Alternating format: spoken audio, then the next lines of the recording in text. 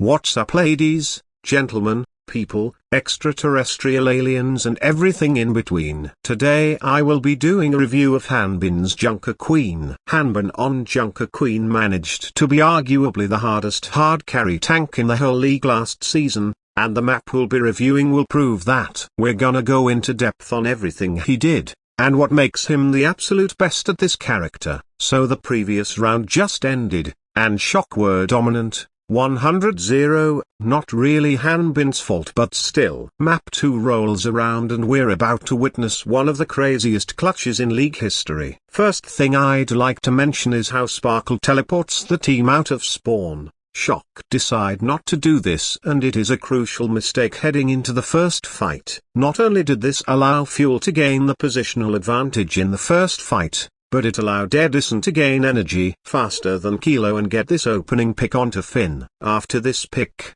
with Hanbin just having used his shout, he pushes onto Kilo, who makes a pretty sad error here. He slides straight into the Fuel backline, despite the fact that a much safer exit back into his team was still an option in the other direction. With no slide, Hanbin pounces on his opportunity and Kilo goes down with a quick axe to the neck, and the first fight is won. Really bad mistake from Kilo there, because he completely eliminated any chance of a 4v5 or turnaround. However, have no fear, because Proper is here. Shock gatekeep their entire side of the map until Kilo gets back, and right when that happens, Kaluj lands a huge knife onto Sparkle and Proper swoops in for the finish before Fielder can heal him back to safety. Now Proper is in the Fuel's backline and shouts are traded from both sides. Fuel back up a little and Proper falls back to his team, and thankfully nobody staggers on the side of Fuel. But now that Sparkle is back, Fuel want to hard engage. They shout immediately and everyone goes in and dogpiles on Kilo. That is now the second time in the first 2 minutes of the round that Kilo has been isolated and picked off. However, in the process Sparkle took a bit of poke damage from Violet and Kaluj is able to finish off the trade. So it's a sojourn for a Genji.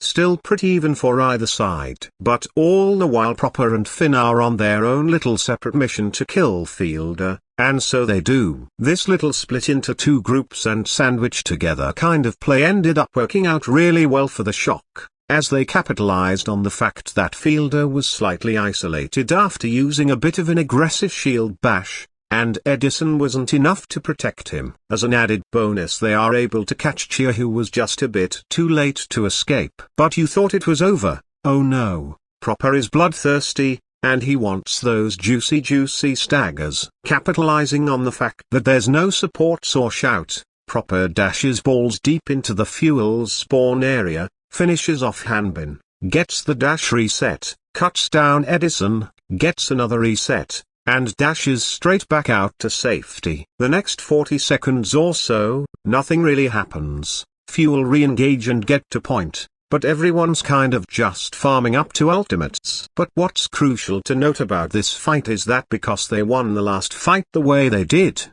Shock are able to get every ultimate online before Fuel except Overclock.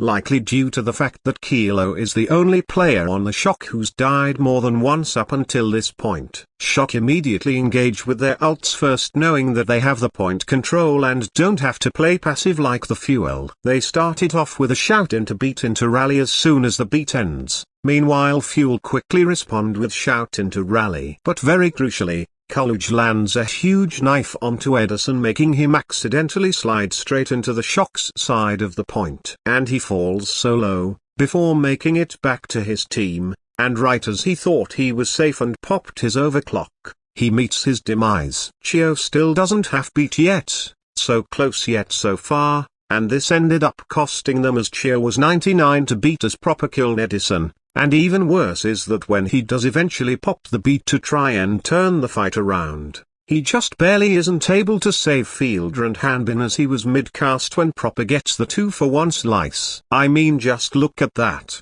He was like 0.1 second off, maybe even less, from saving Hanbin and Fielder and potentially turning the fight around by punishing the over-aggression, because the doors were wide open since Proper had already used his deflect. Actually painful to see. Fuel come back quickly though, as it's now final fight. Sparkle does a bit of farming and hard engages with his blade. knowing that they need to win this fight or the map is over. Two things I'd like to add here: 1. Great use of natural cover from Hanbin while he's reloading, and 2. This disruptor shot from Edison is actually huge. It zones off the supports from being able to help Kaluj as he's being focused. Shortly after, Chio is able to get the final blow to send Kaluj 6 feet under. Meanwhile, Finn and Violet are forced to rotate around the snare down their tank, and in a one-fight-win scenario, Shock decide to back out and regroup. What's crucial about this fight is how long it takes Junkerqueen to build ult. This doesn't just go for Kaluj.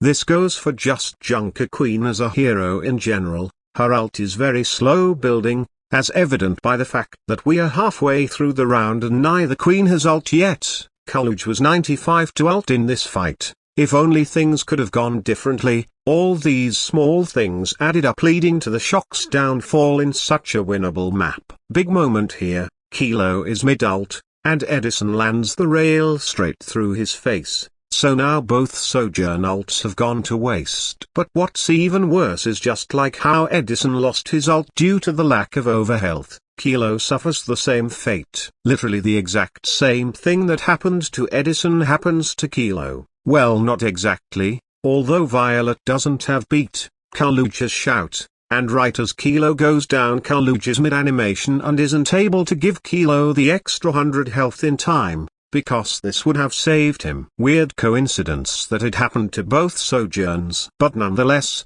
no one on Shock expected Kilo to die so early, yet again. This time though, he was kind of taking a greedy angle, not taking natural cover, and just playing with fire, so he got what was coming. And because no one expected it, Kaluj was already engaging with his rampage, and with no Sojourn to follow up, it was gonna be hard to get value. So Kaluj hits 2, Hanbin and Fielder, and here is one of the many examples of how Hanbin is able to not only carry, but also act as a tank and protect his team. His knife comes off cooldown during Kaluj's ultimate cast. This honestly might have been the game-winning play, even though what's coming gets a lot of credit for the game-winning play. It wouldn't have been possible if Fielder wasn't heroically saved by Hanbin. Kaluj has him right in the palm of his hand, but because Hanbin landed the knife, Fielder was able to get out with his life. Kaluj also made a small mistake by going for an axe swing onto Hanbin directly before ulting. Now that's just a really basic mistake that can't be happening at the top level. Look at how far Hanbin was from Kaluj in this moment, and you can't use the excuse that he was farming ult charge because, well, he had his ult and used it right after. It's also just common sense that you swing your axe through your purple targets after the ult, not before it. And this is also part of the reason that he wasn't able to save Kilo, because he was mid-axe animation, and since you can't use 2 cooldowns at once, he wastes his opportunity to save his teammate by completely wasting another ability. Let's say he does land the swing, so what? A near full HP tank takes 90 damage. Wow, such great value, am I right? Not like he could just negate it instantly with his 200 health shout. Regardless though, even if Kaluj did have his swing, the knife still would have saved Fielder. Fielder is 100% dead there, axe or no axe, because Propo was right in position to follow up and finish the kill. The proper Kaluj Genji Queen Rush duo has been dominating the Fuels Squishies all map thus far, but not this time. Hanbin isn't taking that disrespect. But now a little bit of a mistake from Hanbin. Never thought I'd hear those words come out of my mouth. Shock decide for the better that Fielder is safe and that they should focus someone else. And Hanbin kind of puts himself in a very isolatable position behind this wall. Even though his team was on the other side, he decides to hide around this corner with only 140 health. However, he makes the best out of this situation. As Violet and Proper are sealing his doom, he lands his knife on Proper to get that last bit of ult charge he needs to get his first ult all round. A little surprised it took him that long, but still, he gets his ult and won't have to do any more farming when he respawns, which is crucial for what we are about to witness. So while Hanbin is respawning, the rest of the team manages to stall point. Knowing he needs to go now, Hanbin shouts immediately out of spawn to get there faster. As this is happening, Proper egos his Genji counterpart. But Hanbin gets there just in time to watch Edison get a railgun deflected straight back up his anal hole, and Chio the sacrificial lamb manages to get one last touch before going down. But this goes back to my point about how crucial it was that Hanbin landed that knife on Coolidge. Fielder is alive this whole time, even though he was right next to all the chaos. He manages to survive, and all thanks to Hanbin's quick yank. So Fielder is safe in the back. We are 2v5, and the King of the Queen Metu unleashes his wrath all across San Francisco, and the rest is basically history. But I obviously can't end the video here, so anyways, Hanbin lands his ult on 4 of the Shock members, and the only player he misses is Kilo, who at least in my opinion is by far the least impactful player on this team. Not only has he gone down early so many times, but his impact isn't really felt since Proper is usually doing all the heavy lifting. But I want you to take a look at how close the overtime meter is to closing,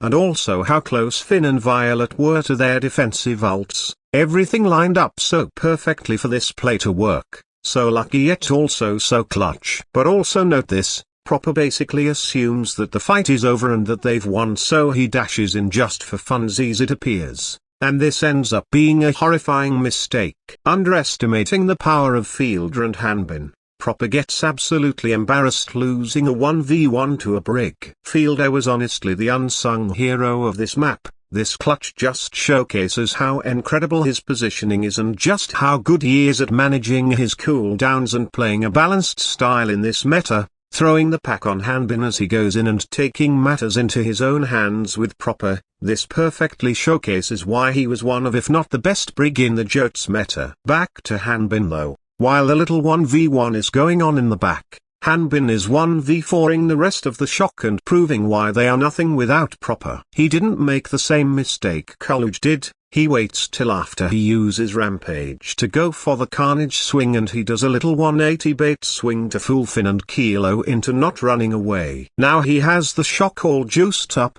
and Finn and Kilo both use their escape cooldowns immediately after, but it's too late. They fell for it and the damage has already been done. The 100 damage bleed plus the 90 initial damage on the Carnage and the 40 additional bleed is enough to take out Finn. And despite Kilo not being hit with the anti, the Carnage swing plus a burst from the shotgun and a well-placed knife as the slide is descending is enough to take out Kilo as well. This small bit proves how great Hanbin's target priority is on top of other things, knowing that Finn is guaranteed to die and that Kilo wasn't hit with the anti and needs a bit more damage to be killed. Super smart to focus him first. Now for another crucial thing that allowed this play to work. One of the many things that did it, Coolidge used shout earlier in the fight when the Shock pretty much just took their foot off the pedal, so now he doesn't have it when he needs it because, not even the top level players would expect this kind of play to come out of literally nowhere,